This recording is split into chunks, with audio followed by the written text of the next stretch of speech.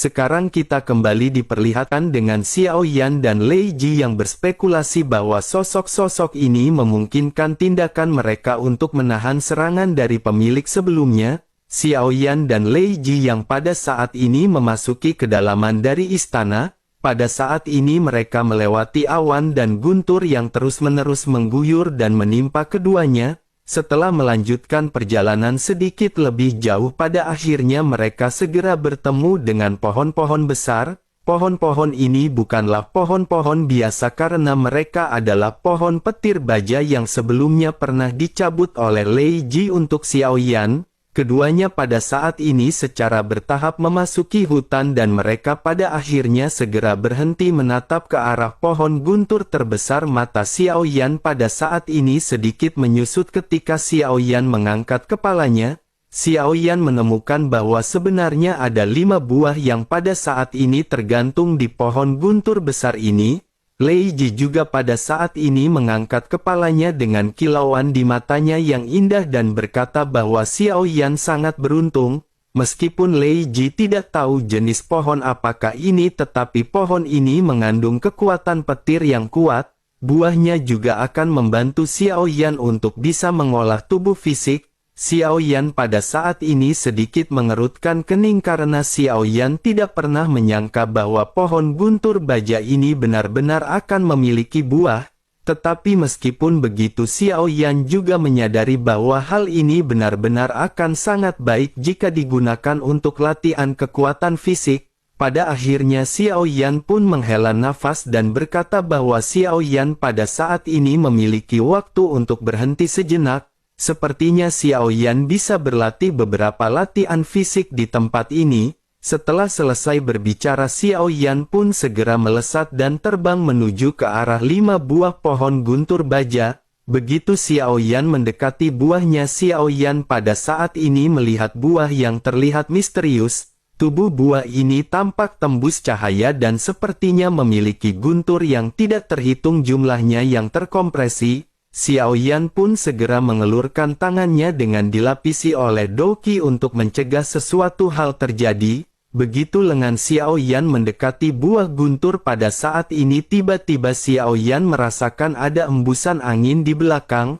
Angin kencang ini tiba-tiba menerpa langsung mengenai kepala Xiao Yan. Xiao Yan juga mengerutkan kening dan segera mengeluarkan reaksi yang sangat cepat. Xiao Yan segera berbalik dan pada saat ini segera melesatkan tinju tanpa ragu. Xiao Yan bisa melihat ada pisau pendek yang pada saat ini terbang dan Xiao Yan segera memblokir pisau tersebut. Nyala api juga pada saat ini langsung melesat dari tubuh Xiao Yan untuk memblokir pisau. Dalam sekejap mata pisau pendek ini seketika terbakar menjadi abu dan Xiao Yan segera menyadari sesuatu. Di sisi yang jauh di atas langit, Xiao Yan pada saat ini melihat beberapa sosok. Mereka menatap ke arah Xiao Yan dengan dingin dan sangat jelas bahwa serangan ini dilesatkan oleh orang-orang ini. Salah satu di antara mereka yang merupakan pemimpin pada saat ini segera mulai berbicara kepada Xiao Yan. Sosoknya berkata bahwa mereka telah menemukan buah ini terlebih dahulu. Oleh karena itu sebaiknya saudara pada saat ini jangan bertindak gegabah, tetapi karena dirinya juga telah menemukannya maka dirinya akan bisa mendapat bagian. Bagaimana jika dirinya mendapatkan 1 buah sementara 4 sisanya diserahkan kepada kelompok mereka? Mendengar hal tersebut, Xiao Yan pada saat ini masih tidak memiliki ekspresi di wajahnya. Xiao Yan pada saat ini tidak berbicara dan Xiao Yan segera melambaikan tangannya. Dengan kilatan cahaya Xiao Yan segera memotong 5 buah dan segera menggantung buah-buah ini di hadapan Xiao Yan. Xiao Yan perlahan membuka mulutnya dan berkata bahwa jika begitu permasalahannya sepertinya Xiao Yan tidak keberatan dengan ide tersebut. Namun jika mereka memang menginginkannya maka mereka bisa datang dan mengambilnya. Melihat buah yang pada saat ini tergantung di hadapan Xiao Yan, sosok-sosok ini pun seketika memiliki mata berbinar. Pemimpin mereka pun segera berkata sepertinya saudara benar-benar orang yang pintar. Setelah itu beberapa sosok ini pun segera bergegas menuju ke arah Xiao Yan, tetapi tiba-tiba Xiao Yan segera mengangkat tangannya. Xiao Yan pada saat ini langsung menelan 2 buah petir ke dalam tubuhnya. Lei Ji yang berada di bawah juga pada saat ini terkejut dan tidak pernah berpikir bahwa Xiao Yan akan melakukan hal tersebut. Sosok-sosok yang bergegas ke arah Xiao Yan juga pada saat ini terkejut. Mereka awalnya memiliki ekspresi marah, tetapi pada saat berikutnya mereka pada saat ini terlihat sangat penasaran. Sementara itu Xiao Yan pada saat ini segera memasukkan 3 sisa buah ke dalam cincin penyimpanan. Setelah beberapa saat mata Xiao Yan pada saat ini tiba-tiba terangkat dan terdengar suara gemuruh. Suara gemuruh ini seolah-olah terpancar dari dalam tubuh Xiao Yan. Sepertinya ada banyak guntur yang tidak terhitung jumlahnya yang pada saat ini menderu-deru di dalam tubuh Xiao Yan. Lei Ji juga pada saat ini menatap ke arah Xiao Yan dengan mata indahnya dipenuhi dengan keterkejutan. Lei Ji bergumam bahwa bocah laki-laki ini benar-benar sangat pemberani. Jika dirinya memakan satu, dirinya mungkin akan menderita sakit fisik yang masih bisa ditanggung.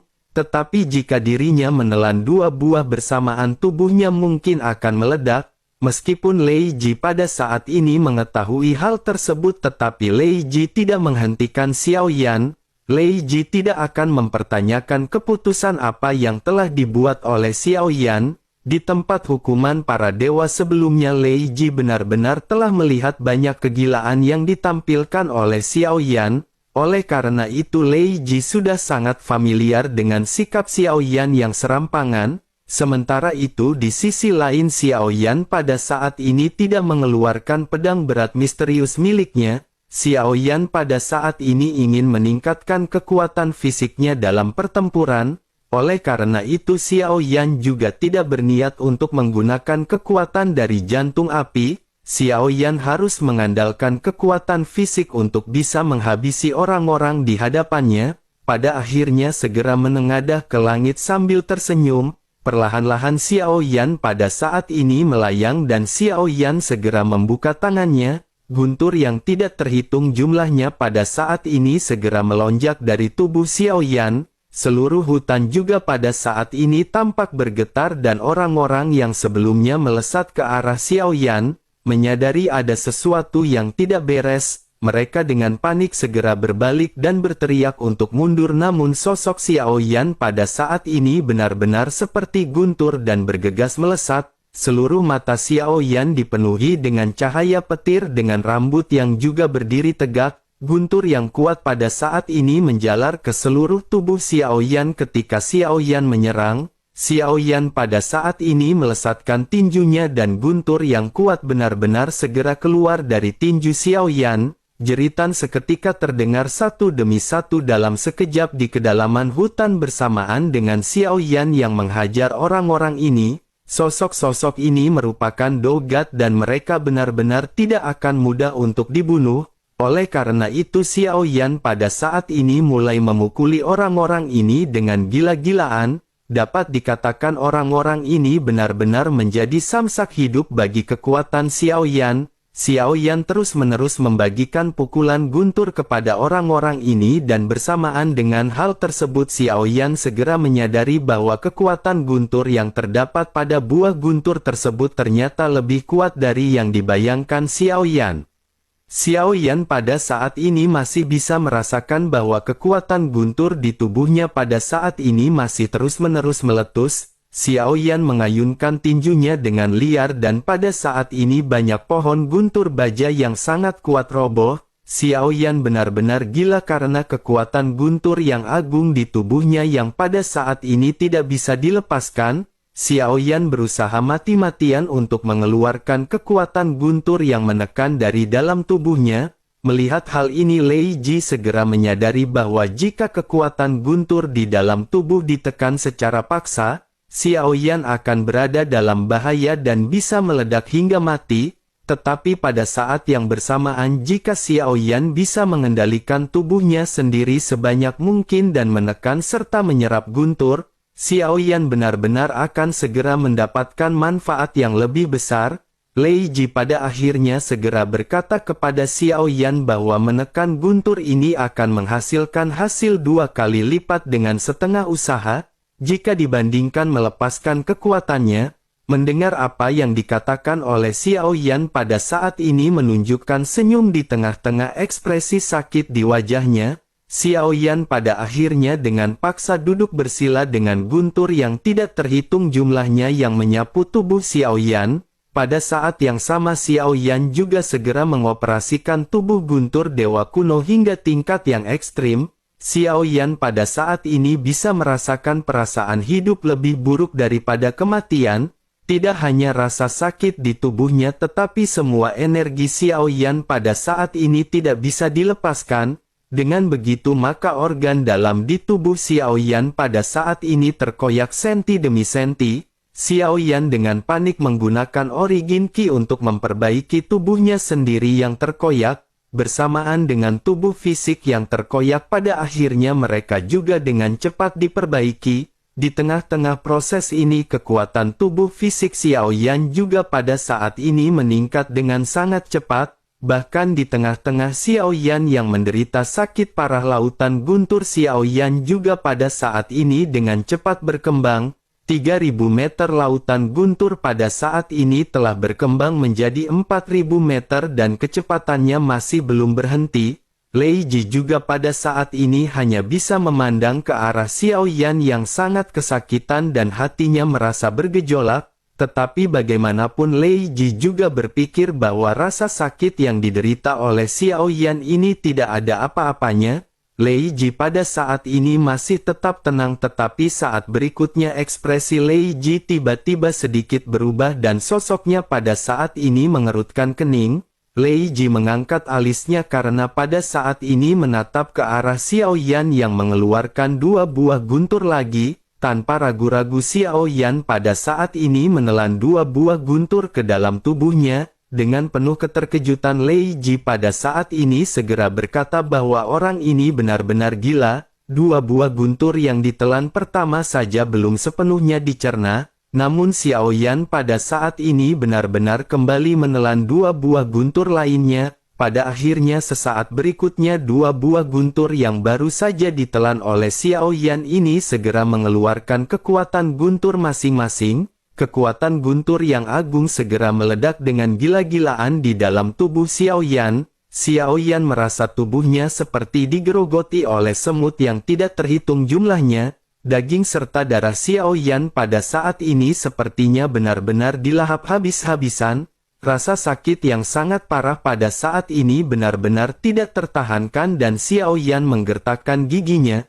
Darah di tubuh Xiao Yan pada saat ini seolah-olah dikuras dan daging Xiao Yan juga benar-benar tampak dikeringkan. Vitalitas Xiao Yan dilahap dan dalam sekejap mata tubuh Xiao Yan pada saat ini benar-benar terkuras. Xiao Yan segera berubah menjadi mayat dengan hanya tersisa kulit dan tulang. Melihat hal ini Lei Ji seketika mengerutkan kening dan tampak khawatir.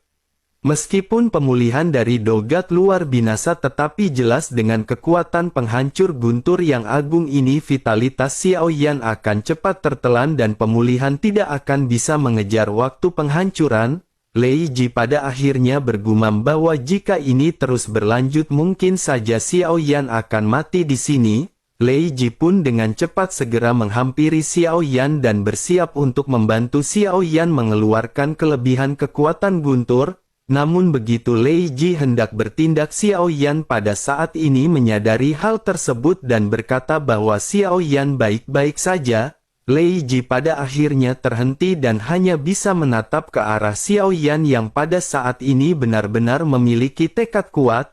Lei Ji hanya bisa terdiam melihat Xiao Yan yang pada saat ini menjadi semakin kering. Xiao Yan sepertinya tidak bisa lagi mempertahankan tanda-tanda vitalitasnya yang normal dan nafas Xiao Yan mulai melambat. Dada Xiao Yan yang turun naik juga pada saat ini perlahan-lahan mulai berhenti. Xiao Yan pada akhirnya hanya duduk bersila tanpa ada pergerakan apapun di tubuhnya.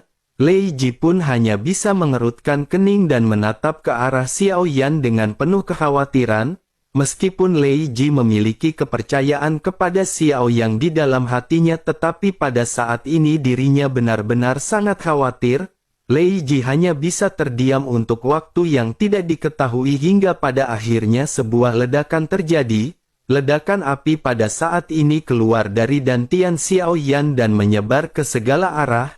Api dengan cepat segera memenuhi area sejauh 100 km dan nyala api ini bukan api biasa. Nyala api ini adalah api keabadian dan titik-titik api pada saat ini segera menempel pada semua makhluk hidup. Nyala api ini juga menempel di setiap semua orang yang berada di sekitar. Nyala api ini juga menyerap energi yang terkandung di tumbuhan serta pohon guntur baja di sekitar. Semua kehidupan pada akhirnya segera ditarik oleh titik api keabadian dan langsung diserap ke dalam tubuh Xiaoyan, mengikuti aliran energi yang dengan deras masuk ke dalam tubuh Xiaoyan. Xiaoyan yang semula berbentuk mumi pada saat ini dengan cepat dipenuhi daging dan darah. Auranya juga segera pulih dan kekuatan Xiaoyan juga pada saat ini meningkat. Detak jantung Xiaoyan juga pada saat ini berdetak dengan cepat dan kuat. Orang-orang yang energinya tersedot pada saat ini benar-benar hanya bisa merasakan kebingungan. Mereka bisa merasakan bahwa vitalitas mereka berkurang, tetapi sesaat berikutnya Xiaoyan pada akhirnya menghentikan penyerapan dan orang-orang di sini terselamatkan. Xiaoyan pada akhirnya menghela nafas panjang dan mengeluarkan udara putih keruh. Xiaoyan perlahan membuka matanya dan pada saat ini kekuatan guntur yang dahsyat di tubuhnya telah sepenuhnya ditelan. 4 buah guntur ini memiliki energi 1000 meter di tubuh Xiaoyan. Dengan begitu maka lautan guntur di tubuh Xiaoyan pada saat ini telah meluas hingga 20.000 meter. Semakin kuat lautan guntur Xiaoyan ini tentu saja akan semakin kuat pula kekuatan fisik yang dimiliki oleh Xiaoyan. Tubuh Xiaoyan pada saat ini telah meningkat 1 tingkat lebih kuat daripada sebelumnya. Namun meskipun begitu Xiaoyan tahu bahwa jika Xiaoyan ingin menaklukkan guntur surgawi penghancur kehampaan, hal ini tidak akan cukup karena Xiaoyan sadar masih ada kesenjangan yang sangat besar. Tetapi meskipun begitu Xiaoyan juga pada saat ini memiliki pil kondensasi guntur yang Xiaoyan dapatkan sebelumnya. Hal ini juga dapat meningkatkan kekuatan fisik Xiaoyan meskipun efeknya jauh lebih rendah jika dibandingkan dengan buah guntur. Sementara itu di sisi lain melihat Xiaoyan yang pada saat ini telah kembali sadar, Lei Ji pada akhirnya menghela nafas lega. Xiaoyan juga pada saat ini menatap ke arah Lei Ji dan tersenyum dan bergumam bahwa Xiaoyan hampir saja celaka. Lei Ji pada saat ini melirik ke arah Xiaoyan dan berkata bahwa melihat kultivasi Xiaoyan ini benar-benar menguji mentalitas. Xiaoyan pun tersenyum dan menggaruk kepalanya sebelum akhirnya meminta maaf karena telah membuat Lei Ji khawatir.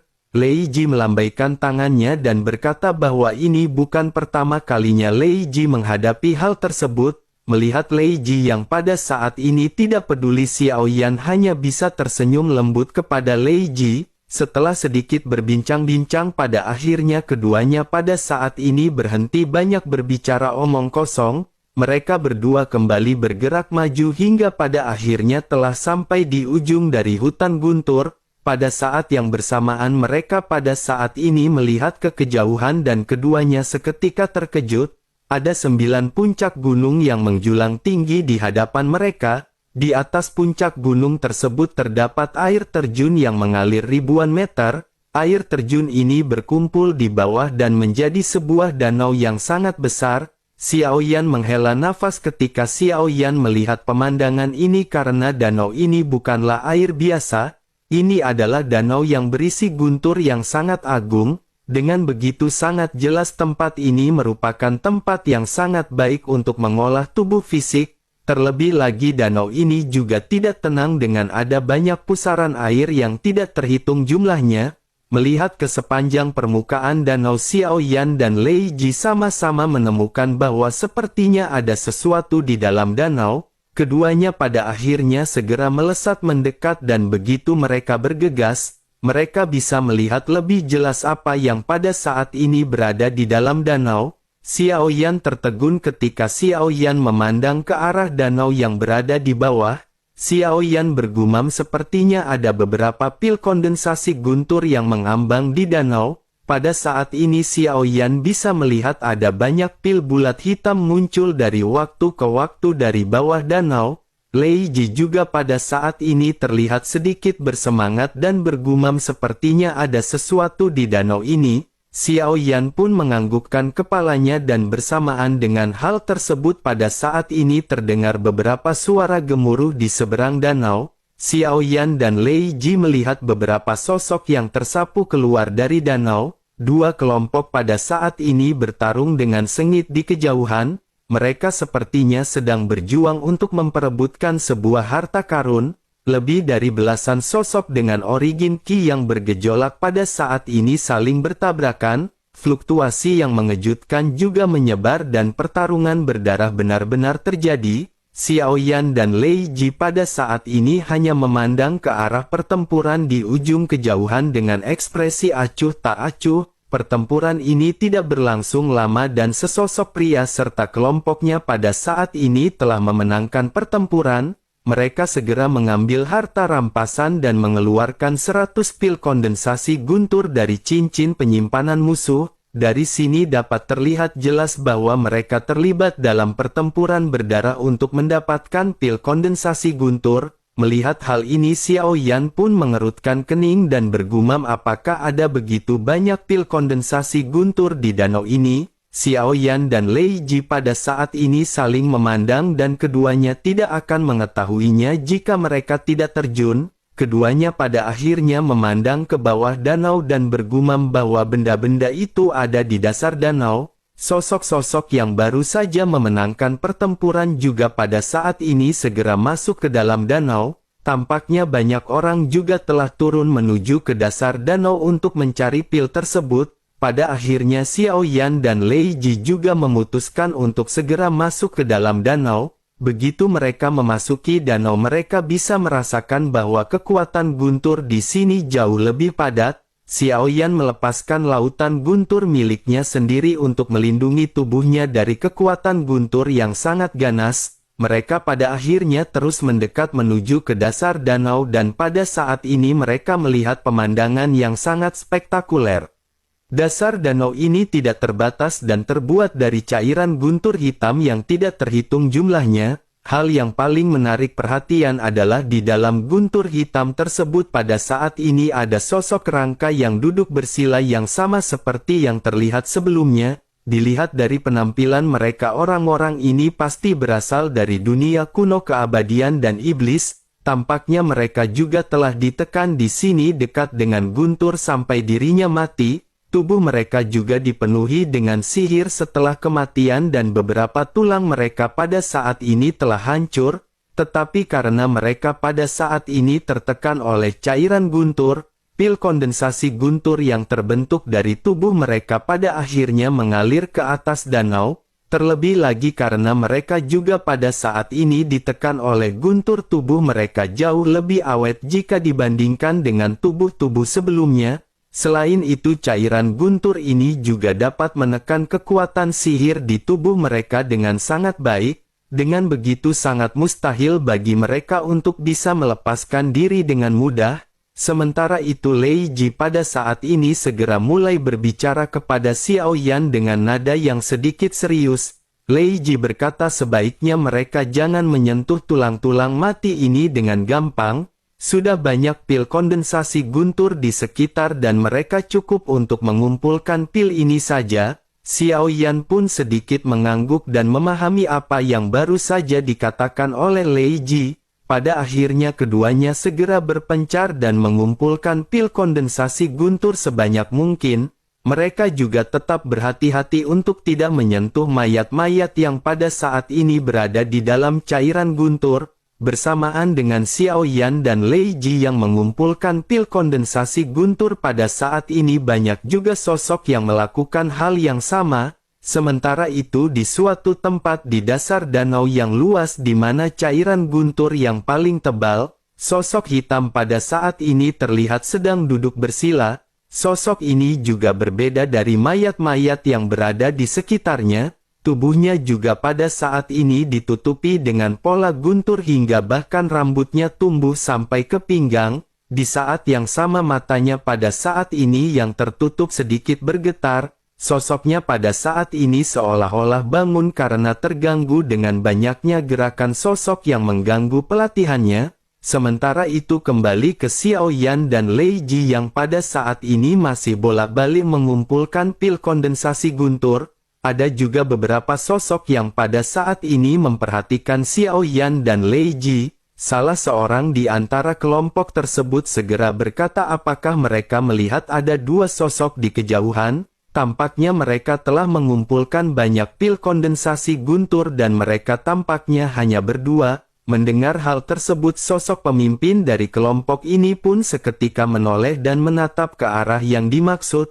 Kelompok ini pada akhirnya memperhatikan Xiao Yan dan Lei Ji yang pada saat ini masih bolak-balik. Pemimpin dari kelompok sekte guntur yang bernama San Hao pada akhirnya sega berbicara sosoknya berkata agar mereka pada saat ini jangan khawatir, biarkan dua orang ini mengumpulkan untuk waktu yang sedikit lebih lama, jika mereka berani datang mendekat maka mereka akan segera menjadi sasaran. Mendengar hal tersebut sosok-sosok di belakangnya pada saat ini mengangguk sebelum akhirnya mereka kembali mengumpulkan pil kondensasi guntur. Sementara itu Xiao Yan dan Lei Ji pada saat ini kembali berkumpul. Lei Ji segera menyerahkan pil kondensasi guntur yang pada saat ini telah dirinya dapatkan. Setelah itu mereka pun memutuskan untuk menyelam lebih jauh dan Lei Ji pada saat ini segera kembali memperingatkan Xiao Yan. Lei Ji berkata bahwa suasana di sini agak aneh dan mereka harus berhati-hati. Jika situasinya di luar kendali maka mereka harus segera mundur.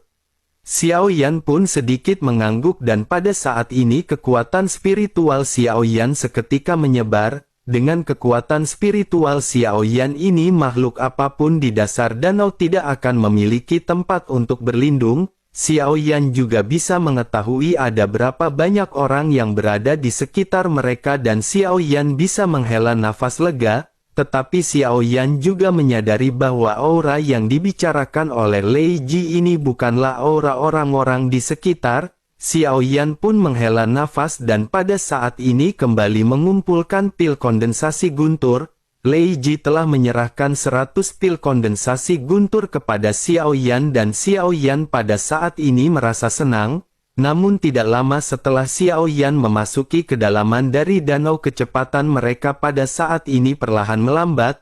Mengikuti pandangan keduanya pada saat ini mereka melihat ada 6 sosok yang menghalangi jalan. Semua sosok ini memandang ke arah Xiao Yan dan Lei Ji dengan tatapan penuh nafsu. Xiao Yan pada saat ini memandang ke arah sosok-sosok yang memang sebelumnya telah menargetkan Xiao Yan dan Lei Ji. Xiao Yan pada saat ini pada akhirnya segera berkata kepada sosok-sosok yang memandang ke arah mereka. Xiao Yan menjelaskan bahwa mereka dapat mengumpulkan pil kondensasi guntur ini tanpa resiko apapun. Oleh karena itu mengapa mereka mengambil resiko dan benar-benar ingin mencuri barang orang lain? Bukankah jika mereka pada saat ini tidak sengaja menendang plat baja maka mereka akan kehilangannya nyawa masing-masing? Xiao Yan pada saat ini bisa merasakan bahwa kekuatan orang-orang ini tidaklah lemah tetapi mereka juga tidak terlalu kuat dan setidaknya tidak cukup untuk mengancam Xiao Yan dan Lei Ji. Sementara itu di sisi lain pemimpin dari kelompok ini pada akhirnya sedikit tersenyum. Sosoknya segera berkata kepada Xiao Yan bahwa mereka hanya berdua dan nada bicara mereka benar-benar cukup serius. Mungkinkah semua teman yang datang bersama mereka pada saat ini telah mati? Apakah hanya mereka berdua yang tersisa dan mengapa mereka pada saat ini berpura-pura menjadi orang kuat? Pemimpin dari kelompok ini benar-benar berpikir bahwa kelompok mereka sangat kuat dan cukup untuk menekan Xiao Yan. Selain itu hanya ada 2 sosok yang pada saat ini mereka hadapi. Bagaimanapun 2 orang merupakan sangat kecil dalam hal jumlah dan mereka memiliki keunggulan absolut. Menanggapi hal tersebut Xiao Yan pada saat ini hanya terdiam dan melihat ekspresi dari Xiao Yan. Si pria pada saat ini terus berbicara dengan sedikit nada meledek. Sosoknya berkata bahwa mereka dari sekte guntur dan tidak akan mempermalukan kelompok Xiao Yan. Jika Xiao Yan menyerahkan setengah dari pil kondensasi guntur mereka maka kelompok ini akan segera mundur. Dirinya juga ingin mengingatkan sebaiknya mereka pada saat ini menghindari permasalahan dengan Sekte Guntur. Mendengar hal tersebut Xiao Yan pada saat ini tampak berpikir. Xiao Yan pada akhirnya lanjut berkata sepertinya itu merupakan ide yang sangat bagus. Melihat Xiao Yan yang pada saat ini tampak menyerah beberapa orang pada saat ini sedikit tersenyum. Sementara itu Xiao Yan pada saat ini segera mengangkat kepalanya dan menatap ke arah orang-orang di seberangnya sambil sedikit tersenyum. Xiao Yan lanjut berkata bahwa sebelum dirinya menyerahkannya pada saat ini sedikit penasaran. Xiao Yan pada saat ini ingin tahu berapa banyak pil kondensasi guntur yang telah mereka kumpulkan. Pemimpin Sekte Guntur yang bernama San Hao, pada saat ini berpikir bahwa Xiao Yan benar-benar telah bersedia untuk menyerah. Sosoknya pada saat ini menjadi lebih arogan dan dirinya segera berkata bahwa mereka telah menghabisi banyak orang dan mereka memiliki total 300. Xiao Yan pada akhirnya mengangkat alisnya dan pada saat ini segera mengucapkan sesuatu yang di luar dugaan San Hao. Xiao Yan berkata bahwa Tuan benar-benar sangat beruntung jika begitu permasalahannya mengapa pada saat ini mereka tidak membuat kesepakatan.